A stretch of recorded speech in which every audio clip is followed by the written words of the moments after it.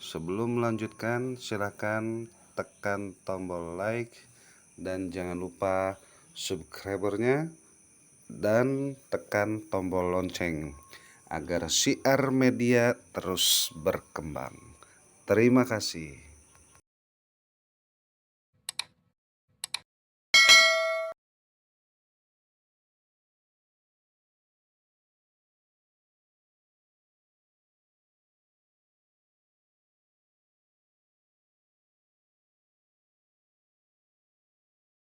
Ingatkan satu amalan yang telah diperintahkan oleh Allah, yang diperintahkan oleh Rasulullah sallallahu alaihi wasallam.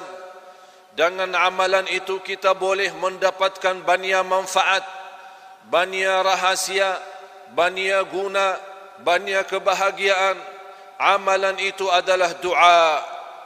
Doa yang menjadi senjata bagi orang mukmin. Doa adalah berbicaraan kita bersama Allah. Doa tambat menadu kita kepada Allah. Doa tambat untuk menyelesaikan segala masalah kita. Kun fayakun. Dengan doa Allah subhanahu wa ta'ala selesaikan dan kabulkan hajat kita. Sahabat Rasulullah sallallahu alaihi wasallam datang bertanya Rasul, "Ya Rasulullah, arabbuna qaribun fanunajih am ba'idun fanunadih?" Apakah Allah dekat cukup kita bermunajat atau Allah jauh mesti kita panggil? Nabi Muhammad sallallahu alaihi wasallam menerima soalan dari sahabat, tidak menjawab. Turun malaikat Jibril membawa wahyu. Ayat suratul Baqarah ayat 186. Ba'da a'udzu billahi minasy syaithanir rajim.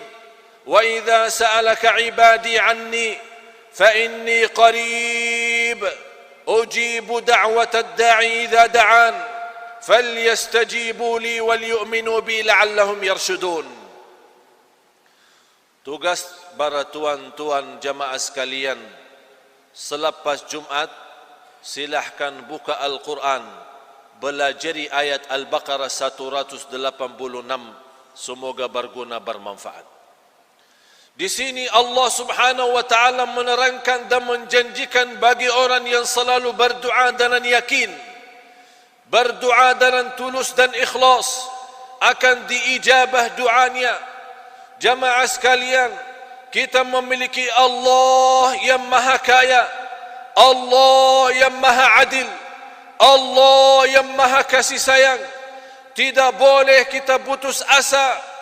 Terus kita istiqamah berdoa, bermunajat kepada Allah dalam segala hal, dalam keadaan sihat wal afiat maupun sakit, dalam keadaan senang maupun susah, dalam keadaan upaya apapun, kita selalu tidak pernah putus doa kepada Allah subhanahu wa ta'ala. Para nabi dan rasul yang sudah jamin mereka orang-orang yang sebaik-baik manusia, tapi mereka tetap tidak pernah bertus doa kepada Allah subhanahu wa ta'ala. Ud'u Allah wa antum muqinuna bil ijabah. Doa kepada Allah dengan keyakinan akan Allah ijabah.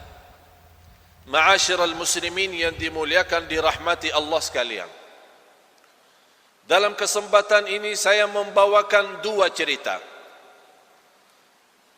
Tunjukkan lewat dua cerita ini keindahan doa, dan tidak ada cara yang lebih cepat menkabulkan hajat kita selainkan doa. Doa memang salah satu amalan yang begitu dahsyat bagi orang mukmin. Tapi banyak umat Islam sekarang malas berdoa, malah berdoa saat dia perlu saja, saat dia lagi senang dan nikmat, tidak pernah ingat Allah. Na'udzubillahi min dzalik.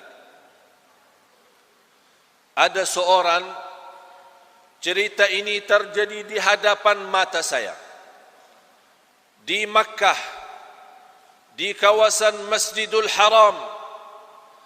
bertemu dengan seorang dari negeri luar.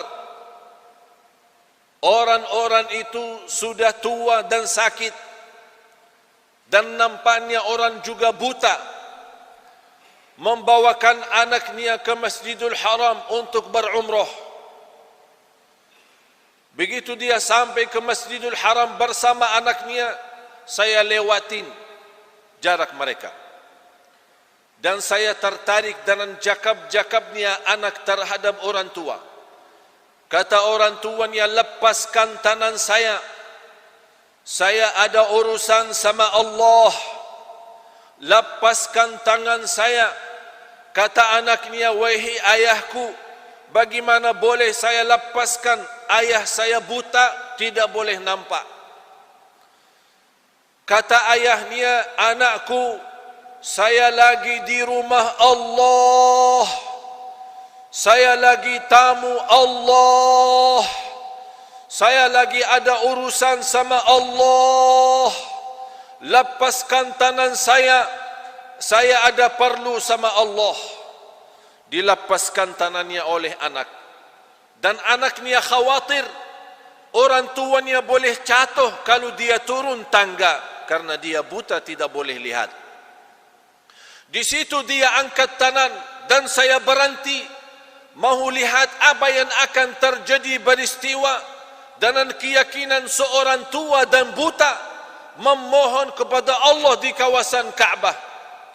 Dia angkat tangan dan dia berdoa dengan bahasa awam. Dia berkata, ya Allah, saya dilahirkan dalam keadaan buta. Sekarang sudah tua dan sakit, masih buta. Ya Allah, pertama kali saya datang sebagai tamumu ya Allah. Datang ke rumahmu ya Allah. Saya punya keinginan dan harapan, walaupun satu kali saja, saya ingin nampak Ka'bahmu. Saya ingin melihat Ka'bah ya Allah. Umur saya 60 tahun. Hanya mendengar cerita keindahan Ka'bah, tapi belum pernah saya nampak dengan mata saya sendiri. Dengan doa yang segitu tulus dan ikhlas, bermunajat kepada Allah, dan dia berkata, ya Allah, saya tidak akan keluar dari Masjidil Haram sampai engkau berikan saya kesempatan nampak Al-Ka'bah yang indah. Begitu orangnya serius dalam doa, yakin sungguh-sungguh dalam doa, bukan main-main. Karena dia bermunajat kepada Allah yang maha segala-galanya. Semuanya di tangan Allah, mata pun makhluk Allah.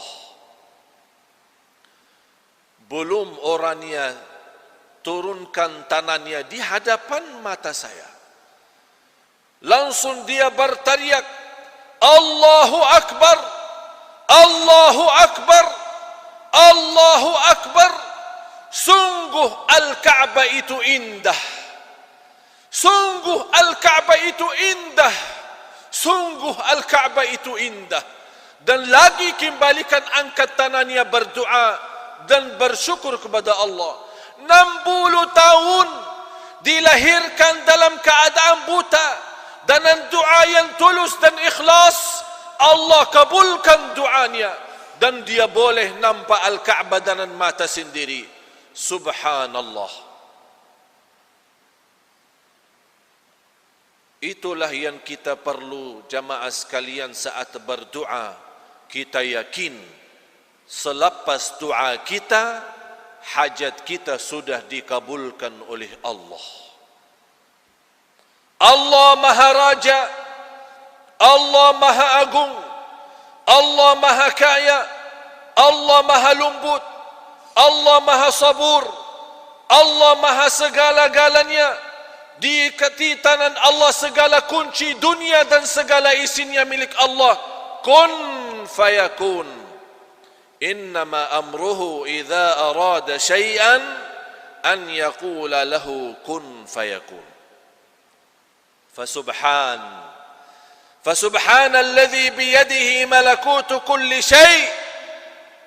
Maha suci Allah, di tangannya segala sesuatu. Wa ilaihi turja'un.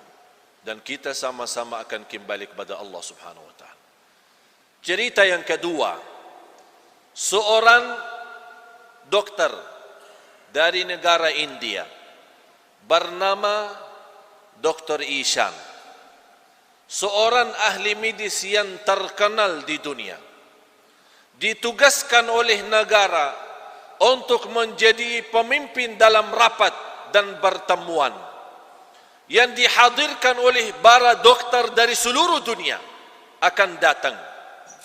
Begitu beliau naik satu kapal terbang menuju kota tujuan, tiba-tiba dalam penerbangan menuju kota tujuan berubah suasana menjadi banyak derasnya hujan, berubah sambil salah satu sayap pesawat itu rusak. Secara mendadak dan dalam keadaan darurat, mesti pesawat itu landing dan turun. Dr. Ishan marah dan beliau berkata, macam mana saya ditunggu-tunggu dalam pertemuan yang internasional yang begitu besar. Saya sebagai ketua dan kepala pertemuan ini mesti saya hadir. Bagaimana jalan keluarnya pesawat sudah rusak? Kata orang di airport, daripada marah sama kami, silahkan Dr. Ishan ambil satu kereta, sewa satu kereta, karena kota tujuan sangat dekat dengan airport ini, hanya perjalanan 3 jam. Dibawa oleh Dr. Ishan, sewa satu kereta, kemudian berjalan menuju kota tujuan. Di dalam perjalanan, Allah Subhanahu wa taala menjadikan suasana hujan yang begitu dahsyat, sampai dia kaget dan takut, terpaksa keluar dari jalan besar menuju jalan kampung. Tersesat di dalam perjalanan, dia merasa sudah salah jalan, mau kemana lagi? Dia mencari tempat istirahat, bertemu di pinggir jalan sebuah rumah. Satu rumah nampaknya rumah orang miskin. Dia berhenti dan dia tutup pintu dan minta izin sama tuan rumah boleh masuk. Dibukakan pintu seorang ibu yang sudah tua dan sakit. Kata ibu, silahkan, sepertinya orang kamu ini orang jauh, silahkan masuk, silahkan minum dan makan. Orang Dr. Ishan masuk, kemudian dia beristirahat dan dia berfikir macam mana boleh untuk melanjut perjalanan. Sambil dia makan dan minum, dia nampak seorang ibu lagi salat, lagi berdoa. Setiap dia berdoa sebentar, nampak di samping anak itu ada seorang anak kecil. Setiap doa sebentar, dia gerakkan anak, tapi tidak ada respon. Doa lagi, gerakkan anak, tidak jawab. Doa lagi, gerakkan anak sampai 3 kali, tidak bergerak sama sekali anak itu. Begitu dia lepas doa, Dr. Ishan memanggil, maaf wahai ibu, ini anak siapa? Saya terharu dengan doa ibu. Begitu doanya ikhlas luar biasa. Kenapa anak itu? Macam mana keadaan? Kata ibu, ini cucu saya. Orang tuanya dua-duanya baru meninggal. Dari sejak dilahirkan dalam keadaan sakit lumpuh, tidak boleh bergerak. Saya tidak tahu apakah dia hidup atau mati. Saya memanggil seorang dokter di kampung diperiksa. Selepas periksa oleh doktor, dia berkata anak itu masih hidup. Tapi saya tidak boleh membagi obat karena saya bukan ahli. Kata ibu, macam mana saya boleh berobat untuk cucu saya? Kata doktor di kampung, ada seorang terkenal, satu orang dia punya keahlian untuk anak-anak itu. Hanya satu orang yang boleh bantu. tapi orang itu tinggal di kota jauh. Kata ibu, saya orang miskin, macam mana saya boleh jauh-jauh mencari dokter itu? Kata dokter itu, yang saya boleh bantu, tunggulah ada kesempatan bertemu dengan dokter Ishan itu. Apa kata ibu? Begitu ibu menceritakan, dokter kampung berkata, satu dokter yang boleh bantu namanya dokter Ishan, karena dia orang ahli untuk berobatan anak-anak. Begitu ibu menceritakan ke dokter Ishan kaget, dan dia bertakbir, dan dia berkata, ibu, saya dokter Ishan. Allah sengaja merusakkan pesawat supaya tidak boleh jauh-jauh. Allah menjadikan saya tersesat di jalan untuk menijabah doa ibu yang miskin. Allah datangkan dokter Ishan ke tempat ibu yang punya hajat, karena dia doa dengan ikhlas dan tulus. Itulah Allah. Kata dokter Ishan, demi Allah, baru kali ini saya yakin Allah punya macam cara untuk mengkabulkan. Saya ingatkan jamaah sekalian, ini hari Jumat, berbanyak salawat. Ini hari Jumat, berbanyak salawat kepada Nabi, karena Nabi sendiri pesan orang-orang di hari Jumat, berbanyaklah salawat kepadaku di hari Jumat, karena sungguh salawat kalian dihantarkan oleh Allah kepadaku di kota Madinah. Oleh karena itu, jangan siakan waktu, berbanyak salawat, karena dengan salawat kepada Nabi kita, kita jamin dapat syafaat. Dengan salawat kepada Nabi kita, kita mendapatkan kemuliaan. Dengan salawat kepada Nabi kita, kita mendapatkan ampunan dosa. Dengan salawat kepada Nabi kita, kita mendapatkan segala kemudahan. Dengan salawat kepada Nabi kita, kita mendapatkan dikabulkan segala hajat kita. Imam Ibnul Qayyim rahimahullah menjelaskan 40 macam untun dan faedah daripada salawat kepada Nabi. 40 macam faedah dan untung daripada salawat Nabi. Intinya, yang termulia di antara manfaat daripada salawat Nabi, Allah sendiri membalas salawat kepada kita. Barang siapa yang satu kali salawat kepada Nabi, akan Allah balas salawat 10 kali. Itu yang teragung dan yang termulia. Oleh karena itu, jangan kita orang menjadi kikir dan pelit. Orang yang bersalawat 1 kali, akan Allah balas 10 kali.